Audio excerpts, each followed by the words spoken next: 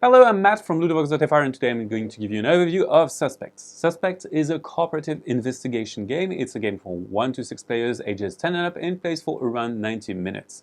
So in this game, players collectively play as Claire Harper, a detective who tries to solve crimes and mysteries. You will have 3 investigations in the core box, and each investigation has some documents that you will reveal at certain points of the case. A deck of clue cards, and this deck of clue cards should be revealed only when you are instructed, because all of the cards will be important and contain information that you need to have access to in certain points in time. And finally, you have an envelope, which is the solution envelope. You have to open it when you decide the game is over and you want to have the solution.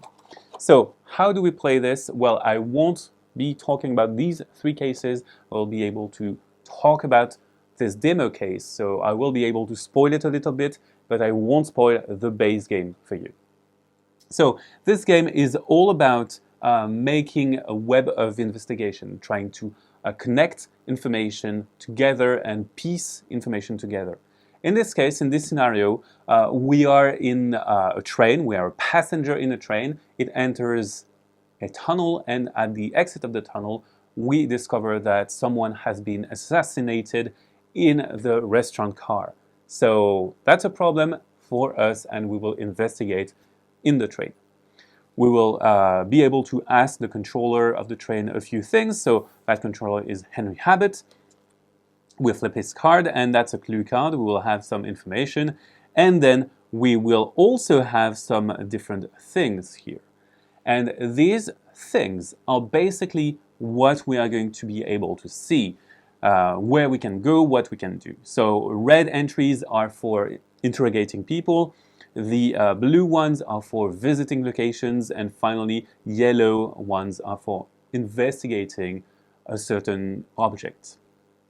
So in this case, for example, I will be able to ask him 2 questions. For example, I can interrogate him about the train and where it goes, or simply interrogate him on the personnel of the train and the passengers, which sounds better. So I will do that. So it is card 23. I will go fetch card 23 in my deck. I fetch it. It's card 23. I flip it, and then I will have new information that is revealed to me. That's a new clue card that is added to the pool. So I will have some information and some information on other people, and as I told you, opinion is very important because the characters have opinions on others, and you try to figure out what's going on and what the relationships between characters are. Additionally, you have certain symbols, and those symbols, if you accumulate some of them enough, you will be able to connect some leads together, to piece things together, and to reveal new leads, new clue cards. So I decide that this sounds a bit like banter. He's just bantering with, all what happens in the train. So I decide to take a look at the victim. The victim might be very interesting. So I will go fetch card 14, and card 14 is simply telling me that Mr. MacGuffin, the guy who died, was an antique dealer, and he dealt also in jewelry, and very pricey jewelry. So I decide to go take a peek here on the floor in his compartment. His compartment allows me to see other things, so I may have new leads that open and new clues that I can take. So we collectively decide what to do at what point, and this is very important. There is no game turn or no table turn. We cooperatively decide what is best. Additionally, certain cards are marked, like this one. For example, there is a yellow mark here, and this is very important. This allows me to corroborate proof. So if I draw a card that allows me to see that, for example, there is a shoe polish mark on the carpet of the restaurant near the crime scene, I can compare it to the shoe polish of everyone. And if the cards match, so if I didn't have to do this to make the sections match, I would be able to confirm that this is the right shoe polish. Maybe not the right shoe, maybe they changed shoes, but it's the right shoe polish. And you will go on and on like this. And What makes Suspects a bit different than other investigation games is that after the mission briefing, you will have your questions, and you may answer those questions that allow you to win the game at any given point in time. So obviously, the least cards you will have revealed, the more points you will get if your guess is correct.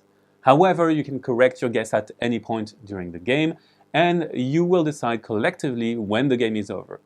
Then you will take the matching envelope, open it, and read it, and you need proof enough. You just can't do everything on a hunch. You need proof, which is made by discovering specific proof, and that will give you your final score. So every entry that is correct, every last entry that is correct, will give you points, and you will compare it to a score tableau. And that's it for the base of Suspects. So this is an investigation narrative game in which you try to weave that web of information, in which opinion is very important because it helps you understand what goes on, but in which you need proof, either by collecting specific evidence or by matching cards.